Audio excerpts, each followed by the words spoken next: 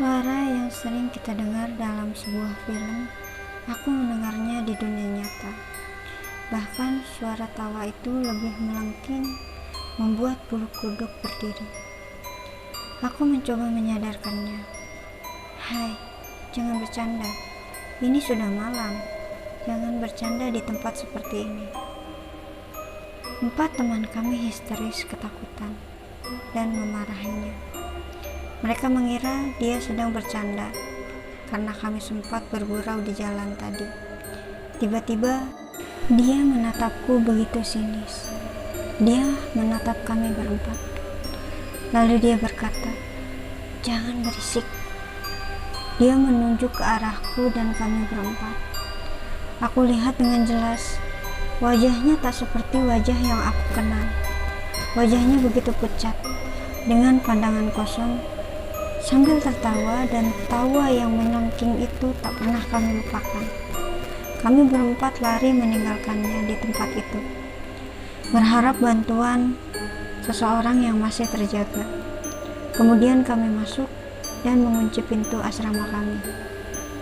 Masih tidak percaya dengan apa yang kami lihat. Kami masih dalam ketakutan dan gemetaran. Dan betapa terkejutnya ketika kami sangat ketakutan, orang yang kami tinggalkan di pohon itu ada di dalam asrama, sambil mengenakan handuk dan beberapa peralatan mandi. Aku semakin takut dengan apa yang aku lihat tadi. Dia menyapa, "Ada apa? Kenapa berlari? Apa ada yang mengejar? Apa Sumu mengejar kalian?" Sumu adalah orang gila yang sering marah-marah di tempat kami, dan dia seringkali mengejar anak-anak santri sambil membawa kayu. Dia mengira kami berlari karena itu. Tak ada satupun dari kita yang menjawab pertanyaannya, karena kami masih bingung dan tidak percaya apa yang terjadi. Kemudian salah seorang teman kami menjawab pertanyaannya dengan keadaan yang masih gemetaran. "Bukannya kamu tadi berhenti di pohon, lalu menangis, kemudian tertawa, seperti..." Dia berhenti. "Seperti apa? Apa maksud kalian?" Dia bingung. "Seperti kuntilanak," jawabnya. Mungkin dia heran kenapa dia disebut seperti itu. Mungkin dalam hatinya, ada apa semua ini? Lalu para santri yang kebingungan mengantarkan kami masuk ke dalam, ke tempat yang lebih luas untuk menjelaskan apa yang sebenarnya terjadi. Mereka bertanya, "Ada apa, Teh?" Kemudian saya menjelaskan.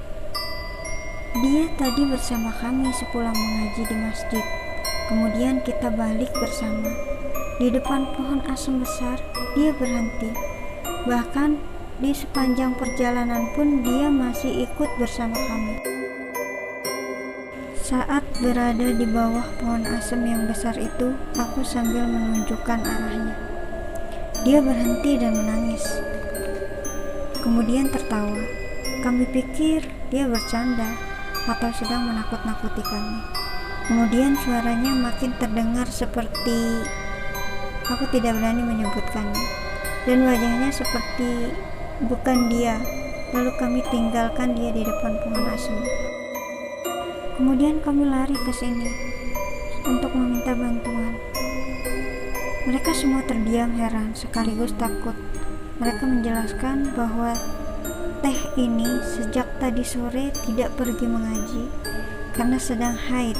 Lalu siapakah orang yang berjalan bersama kami tadi?